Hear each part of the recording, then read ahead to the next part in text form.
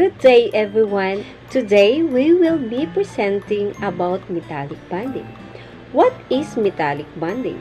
Metallic bonding is a main type of chemical bond that forms between metal atoms. Metallic bonding arises from the electrostatic attractive force between conduction electrons, or in the form of an electron cloud of delocalized electrons and positively charged metal ions. It may be described as the sharing of free electrons among structure of positively charged ions or cations. Metallic bonding accounts for many physical properties of metals such as strength, ductility, thermal and electrical resistivity, and conductivity, opacity, and luster. We're going to talk about metallic bonding. So what is metallic bonding? Metallic bonding is often described as an array of positive ions in a sea of electrons. The metal is held together by the strong forces of attraction between the delocalized electrons and the positive ions. Metallic bond, force that holds atoms together in a metallic substance. Such a solid consists of closely packed atoms. Metallic bonding is not the only type of chemical bonding a metal can exhibit, even as a pure substance. The valence electrons are always free to move when an electrical field is applied. And then the presence of the mobile valence electrons, as well as the non-directionality of the binding force between metal ions, account for the malleability and ductility of most metals. The non-localized valence electrons act as buffer between the ions of like charge and thereby prevent them from coming together. I will be giving you some examples of metals. First is aluminum. Second is magnesium, one of the alkaline earth metals of group 2. Next is sodium. Sodium is a chemical element with the symbol Na and with the atomic number of 11. Iron. Iron is a chemical element and a metal with the atomic number of 26. The second one is silver. Silver is also a chemical element and a metal. Next is copper. Copper is a chemical element and a metal with a symbol of Cu and atomic number of 29. The number one example is mercury. Mercury does not have a specific crystal structure and is the only metal which is liquid at room temperature. Another example is gold. Gold is for metallic bond. Another one example is lead. Forms metallic bonds in which only the p electrons are delocalized and shared between the Pb2+ ions. Example of metallic, nickel. The second example of metallic is zinc.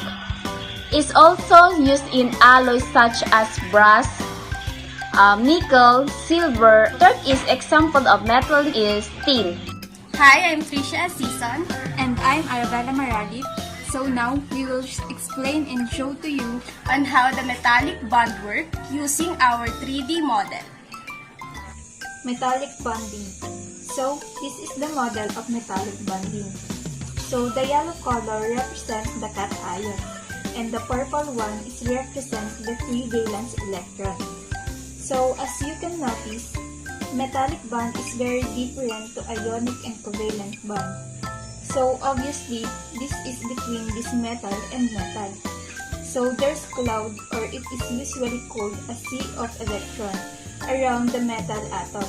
So instead of a couple atom sharing, they basically all sharing the electron, and the electrons are just flowing out there and the atom are floating in the sea of electrons.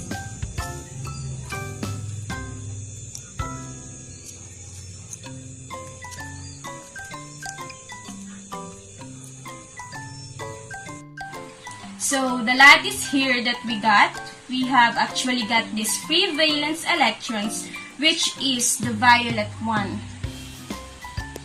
So instead of being formed into bands, the valence electrons actually sit in between all the metal cations, which is the yellow. Now, this is what we call a free sea of valence electrons. So these electrons are free to move between the metal atoms.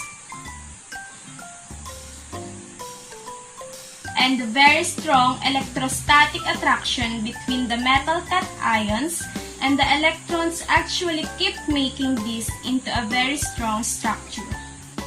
So now, this has a number of impacts upon the properties of metallic substances because there are a lot of atoms in a space and you got a strong attraction between the cations and the electrons. They have very strong bonds, and so what that means is that this will result in a substance which has a high melting point, requires a lot of energy to break apart the electrostatic attraction between the cations and the electrons. So metals have high melting point, which is not surprising because you also got electrons which are free to move. That means metal have very good conductors of electricity because when you supply an electric current at one, and electric current is basically just a flow of electrons can pass through the metal and conductive to other, that makes some very good electrical conductors as well. So this free of valence electrons is really important for metals. It gives them high melting points, it allows them to conduct electricity, and it make quite strong and hard. So again, the definition of metallic bond is where you got metal atoms here all where there is a sea of valence electrons. Sometimes you hear this referred onto as well as something called delocalized electrons. And what that means is they are not in one spot, so they've been delocalized.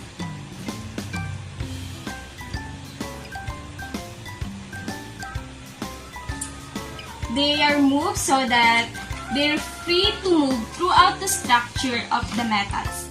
Good day everyone. Transition of electrons from excited states to lower energy levels results in emission spectra. The role of metals in everyday life are used in a wide range of applications and play an important role in biological systems. In our 3D model, the valence electrons are free, delocalized, and mobile.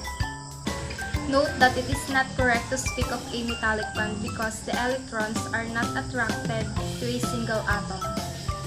We should speak of metallic bonding because the electrons attract all the metal ions and not just one. So in conclusion, metallic bonding is related to metal characteristics in which metallic bonding takes place because of the attraction between the localized electrons and the positively charged nuclei. So it happens because metals have the ability to lose electrons. Another thing that we can conclude is that metallic bonding is held by strong forces of attraction. So it needs a lot of energy to break down that bond. And aside from it, we should also know and learn the three main factors that affect the metallic bonding. So first is the number of protons, because the more protons, the more stronger the bond is. Next is the number of the localized electron per atom. The more, the stronger the bond. And the last is the size of the ion or the charged atom. So the smaller the ion, the stronger the bond is.